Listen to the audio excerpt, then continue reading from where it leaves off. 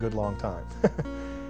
We'd like to take the hour of the time in the same direction Bill was always pointing it. We don't want to deviate too far from that. Granted, we have to make the hour of the time a bit more our own.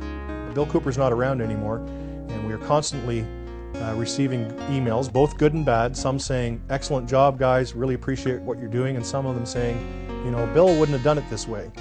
Well, unfortunately Bill's not around anymore, and he's not here to tell us how he might have done things.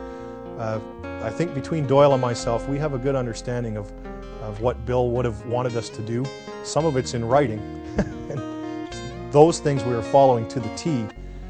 And definitely the pursuit of truth is key, and the more knowledge you get, the closer you get to that goal.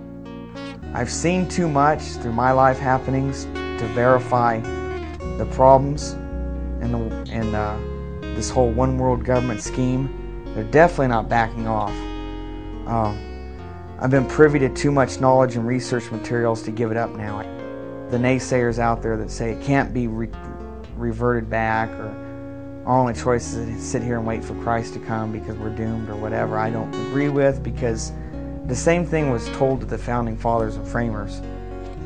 And look what that small handful of men and colonies did and the ripples it caused around the world, and forever in world history what it's going to have caused. You know, they took on the British Empire. The sun never sets on the British Empire was the logo at the time, and the most powerful government in pretty much world history to that point. And they took it on, a bunch of people that knew that what was going on was wrong, and defeated it. And because of that, the Revolution, the Declaration of Independence, and the Constitution and Bill of Rights, we completely rewrote the history of mankind, this country did. And to see it squandered because of a few families and secret societies behind the scenes, pulling the strings of our fiat, essentially fiat government, would be to look back at all those men and women and children included, everything that have died preserving that heritage in this country, and just calling it all a waste of time. Everybody who's fought for it and died for it, or been hurt one way or the other, that would be a complete waste of their lives. And to throw it away directly myself with possession of Bill's archives and stuff would just be saying that Bill's life was meaningless, to just box it up or just to turn it off and say later.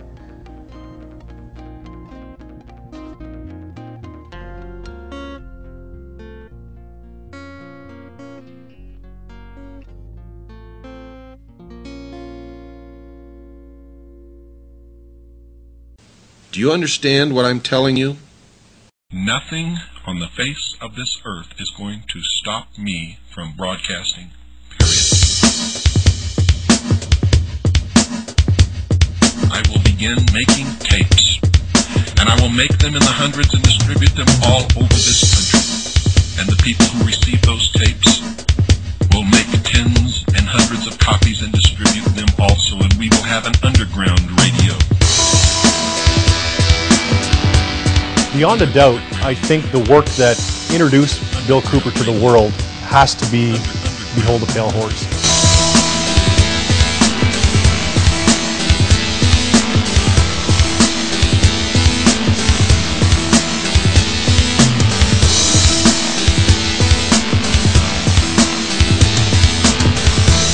And Bill told them point blank, do not come up here, you're not welcome, I'm not talking to you. And you go back and tell your bosses that there's not going to be another Waco or Ruby Ridge in this country.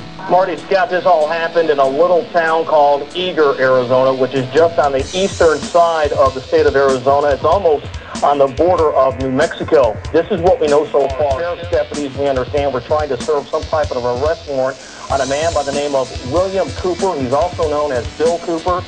Do you understand what I'm talking about? What is our common bond truly? Freedom. In this case, Bill Cooper was shot to death. We do have a crew en route to Eager, Arizona, and we'll have a lot more coming up on tonight's news. Most people are no better than animals who do not have intelligence because they don't use their intelligence. And to these men who control things behind the scenes, you are stakes on the table by choice and consent, and will always be ruled and manipulated and enslaved by people who do use their brains. Bill hated right wing, hated left wing. He hated these labels. He was an American. He believed in the U.S. Constitution. And if you were right wing, you had an agenda. If you're left wing, you had an agenda. Bill had no agenda. Bill believed in the Constitution.